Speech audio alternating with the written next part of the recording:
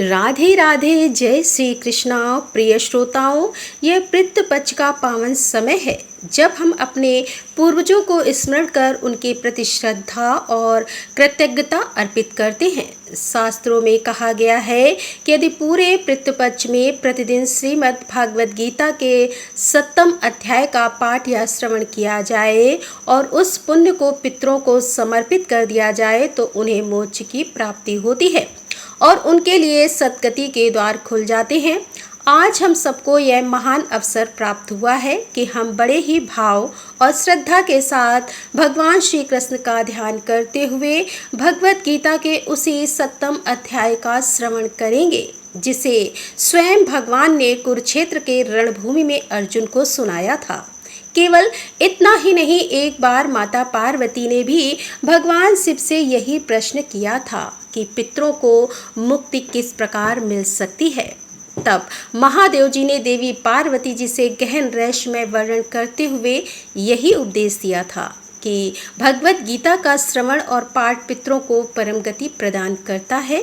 तो आइए आज इस दिव्य अवसर पर हम सभी मिलकर भगवान श्री कृष्ण और शिव जी के इन वचनों को स्मरण करते हुए भगवत गीता के 7वें अध्याय का पाठ सुने और अपने पितरों से प्रार्थना करें कि हे पूज्य पितरों, आप ही हमारे जीवन की जड़ हैं। आपसे ही यह वंश वृक्ष पल्वित और पुष्पित हुआ है। हम सभी आपको बार बार नमन करते हैं। यदि जाने अनजाने हमसे किसी प्रकार से आपको दुख पहुंचाया हो तो हम अपनी भूल के लिए क्षमा याचना करते हैं। आप हमें सदैव आशीर्वाद दें कि हमारे जीवन में धर्म, सत्य और करुणा का वास हो। ओम पितृभ्य स्वधाय नमः। ओम पितृदेवताभ्यम नमः। अब सुनिए श्रीमद् भागवत गीता के 7वें अध्याय के सभी श्लोकों का हिंदी अनुवाद। भगवान श्री कृष्ण अर्जुन से कहने लगे कि हे पार्थ, अनन्य प्रेम से मुझ में आसक्त चित्त और अनन्य भाव से मेरे परायण होकर योग में लगा हुआ तो जिस प्रकार से संपूर्ण विभूति बल ऐश्वर्य आदि गुणों से युक्त सबके आत्मरूप मुझको संचय रहित जानेगा, उसको सुन। मैं तेरे लिए इस विज्ञान सहित तत्व ज्ञान को संपूर्णता दया कहूँगा, जिसको जानकर संसार में फिर और कुछ भी जानने योग्य शेष नहीं रह जाता।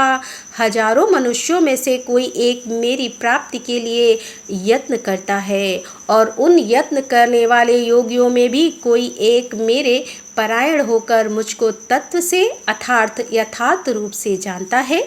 पृथ्वी, जल, अग्नि, वायु, आकाश, मन, बुद्धि और अहंकार भी इस प्रकार से 8 प्रकार से विभाजित मेरी प्रकृति है। यह 8 प्रकार के भेदों वाली तो अपरा अर्थात मेरी जड़ प्रकृति है। और हे महाभाऊ, इससे दूसरी को जिससे यह संपूर्ण जगत धारण किया जाता है मेरी जीव रूपा परा अर्थात चेतन प्रकृति जान है। हे अर्जुन, तू ऐसा समझ कि संपूर्ण भूत इन दोनों प्रकृतियों से ही उत्पन्न होने वाले हैं और मैं संपूर्ण जगत का प्रभाव तथा प्रलय हूँ अर्थात संपूर्ण जगत का मूल कारण हूँ। हे धनंजय, मुझसे भिन्न दूसरा कोई भी परम कारण नहीं है। यह संपूर्ण जगत सूत्र में सूत्र के मणियों के समान मुझ में गुथा हुआ है। हे अर्जुन, मैं जल में रस हूँ, चंद्रमा और सूर्य में प्रकाश हूँ, संपूर्ण वेदों में ओमकार हूँ, आकाश में शब्द और पुरुषों में पुरुषत्व हूँ।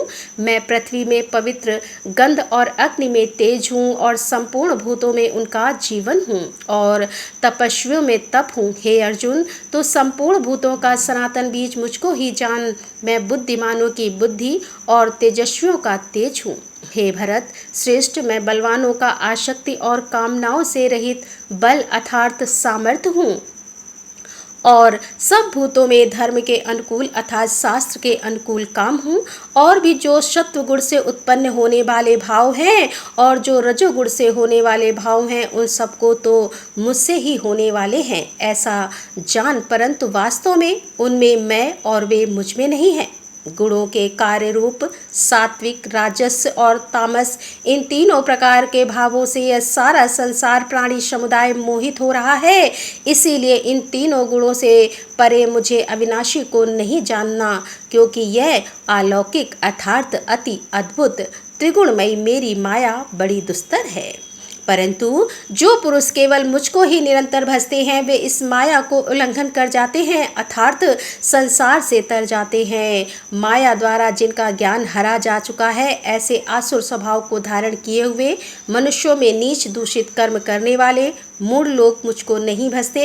हे भरतवंशियों में श्रेष्ठ अर्जुन, उत्तम कर्म करने वाले अर्थात सांसारिक पदार्थों के लिए भजने वाला, आर अर्थात संकट निवारण के लिए भजने वाला, जिज्ञासु अर्थात मेरे को यथार्थ रूप से जानने की इच्छा से भजते वाला और ज्ञानी, ऐसे 4 प्रकार के भक्तजन मुझको भजते हैं।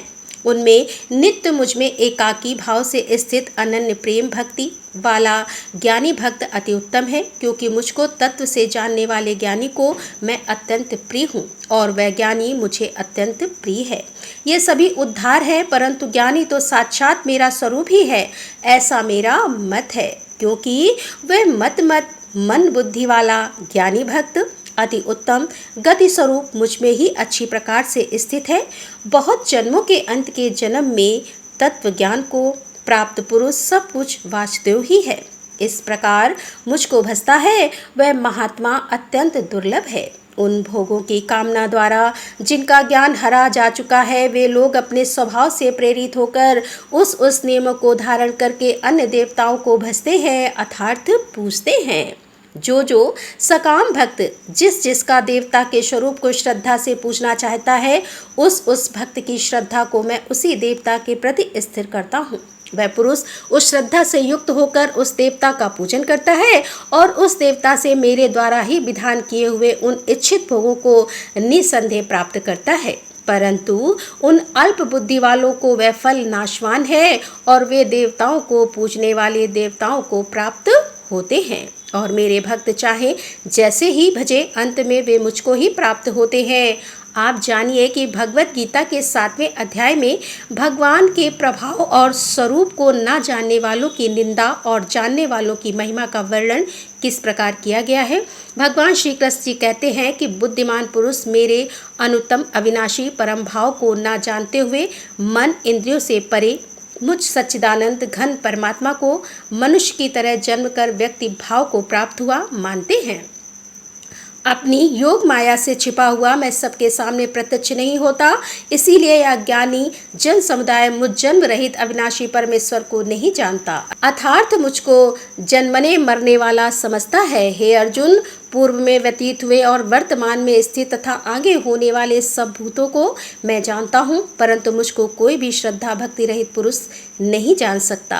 हे भरतवंशी अर्जुन, संसार में इच्छा और द्वेष से उत्पन्न सुख दुख आदि द्वंद्व रूप मोह से संपूर्ण प्राणी अत्यंत अज्ञता को प्राप्त हो रहे हैं, परंतु निष्काम भाव से श्रेष्ठ कर्मों का आचरण करने वाले जिन पुरुषों का पाप नष्ट हो गया है वे राग द्वेष जनित द्वंद्व रूप मोह से मुक्त दृढ़ निश्चय भक्त मुझको सब प्रकार से भजते हैं। जो मेरे शरण होकर जरा और मरण से छूटने के लिए यत्न करते हैं वे पुरुष उस ब्रह्मा को संपूर्ण आध्यात्म को संपूर्ण कर्म को जानते हैं। जो पुरुष अधिभूत और अधिदेव सहित तथा अधिक के सहित अर्थात सबका आत्म रूप मुझे अंत काल में भी जानते हैं वे युक्त चित्त वाले पुरुष मुझे जानते हैं अर्थात मुझ में लीन हो जाते हैं, मुझे प्राप्त हो जाते हैं। प्रिय श्रोताओं, इस प्रकार भगवत गीता के 7वें अध्याय का पाठ समाप्त हुआ। अब हम सभी भगवान शिव और देवी पार्वती के मध्य हुए पितरों के दिव्य संवाद की कथा भी सुनेंगे। भगवान शिव देवी पार्वती जी से कहते हैं कि हे पार्वती, अब मैं तुम्हें श्रीमद् भगवत गीता के 7वें अध्याय की महिमा सुनाऊंगा, जिसे सुनकर ऐसा लगता है कि कान दिव्य अमृत से भर गए हों।